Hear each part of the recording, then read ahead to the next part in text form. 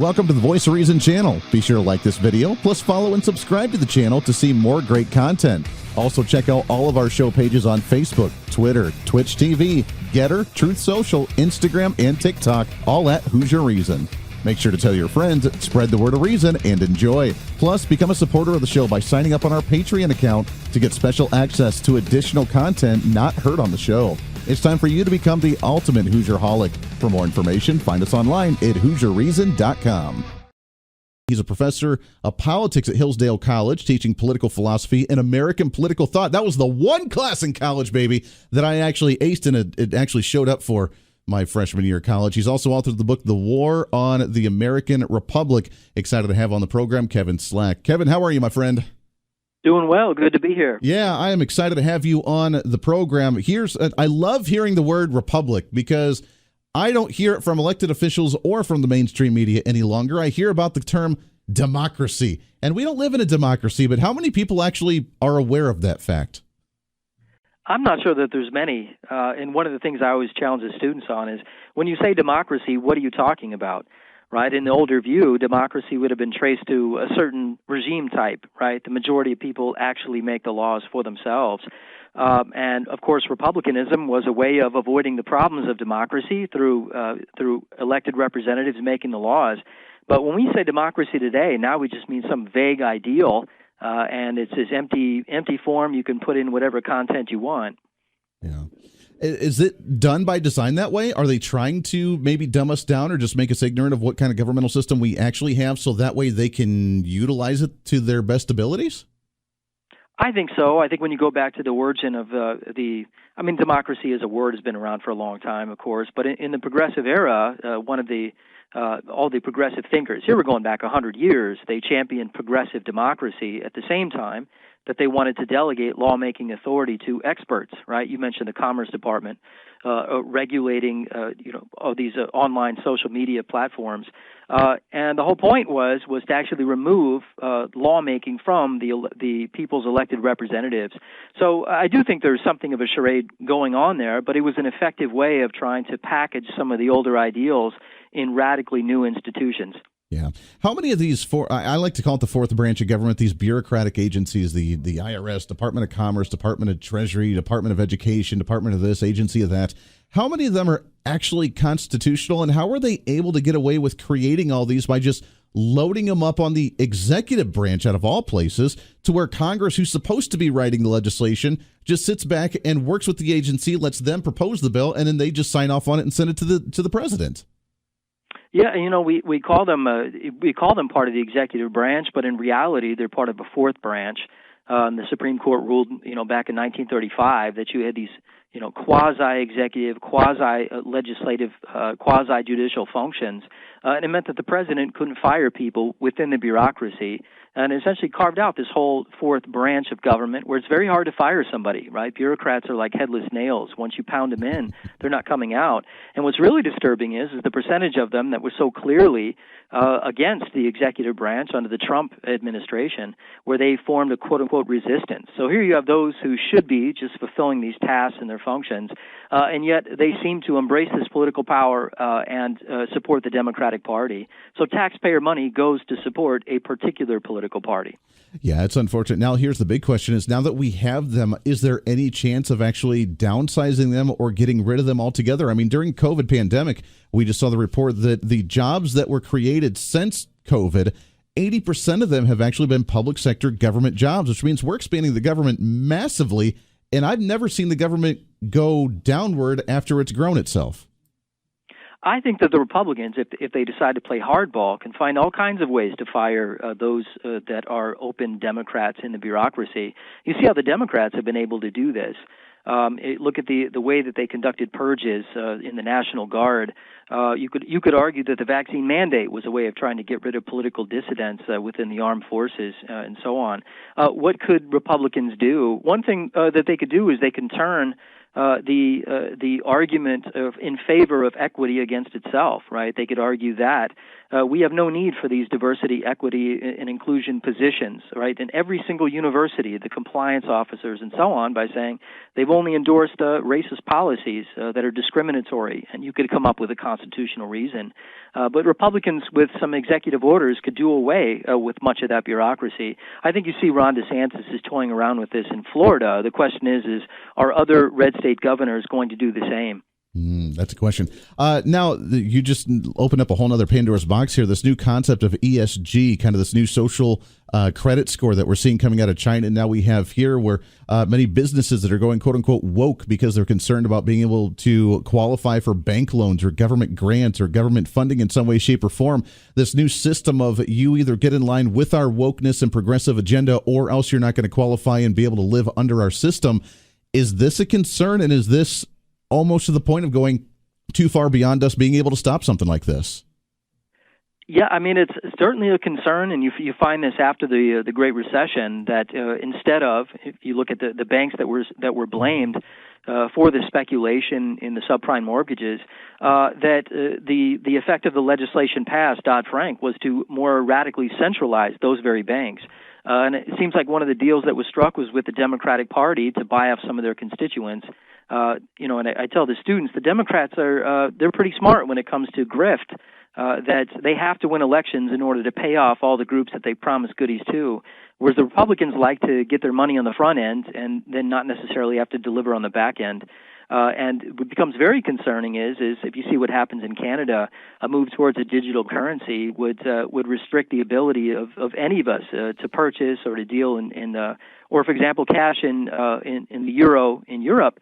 You can't do business over 1,000 euro, or else it's against the law. What can we do to push back? I mean, it would look like these upcoming elections would be of vital importance on these issues. That's scary. I wasn't aware that UK was doing that over there as well. We're talking with Kevin Slack, professor of politics at Hillsdale College, also the book War on the American Republic. Let's go philosophical for a second here as well, obviously, since you teach American political thought and political philosophy, which was the class that I actually did very well in college, and I enjoyed it. But talk about the differences between liberalism today and classical liberalism back in the day that seems to be kind of the conservative movement now. When did we start seeing that transition, and is it the same thing? Yeah, definitely not. And if you go back and you read the older progressives, the 1880 to 1920, or that group that called themselves the liberals in the 1930s, and that's when it really comes into vogue, right? FDR is part of this liberal movement. They're explicitly writing that they reject the older liberalism, and they distinguish between the two. And they say the older liberalism was about individual rights. You think about the older, what we call classical liberalism.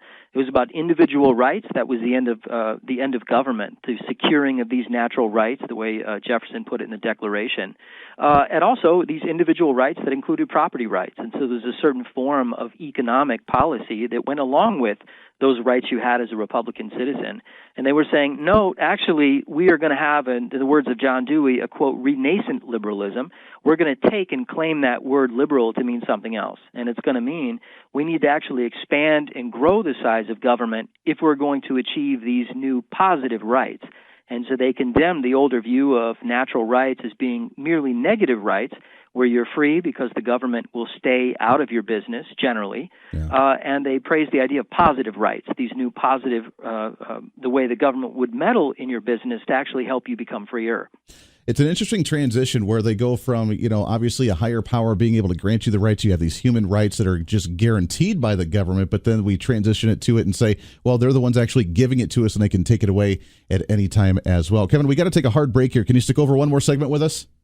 Sure can. Awesome. I love this conversation. I want to continue it on. When we come back, I want to ask on how they're continuously attacking the Republic, even with all the stuff we've already talked about and what we can do to try and stop some of this. The elections are a huge part of it. We see the movement for the national popular vote, also some of the changes constitutionally as well, like the 17th Amendment that may have changed things a little bit as well, and how we can get back on track. And is there a possibility to start fixing things on that front? We'll do that with Kevin Slack. The book is War on the American Republic. He's also a professor at Hillsdale College. Love that college as well. Wish I would have gone there myself. We'll take a break here. When we come back, we'll continue that conversation. Liberalism, classical liberalism, populism, progressivism, where the heck do all these terms come from? All that and more right around the corner. Stay here. This is The Voice of Reason with Andy Hoosier.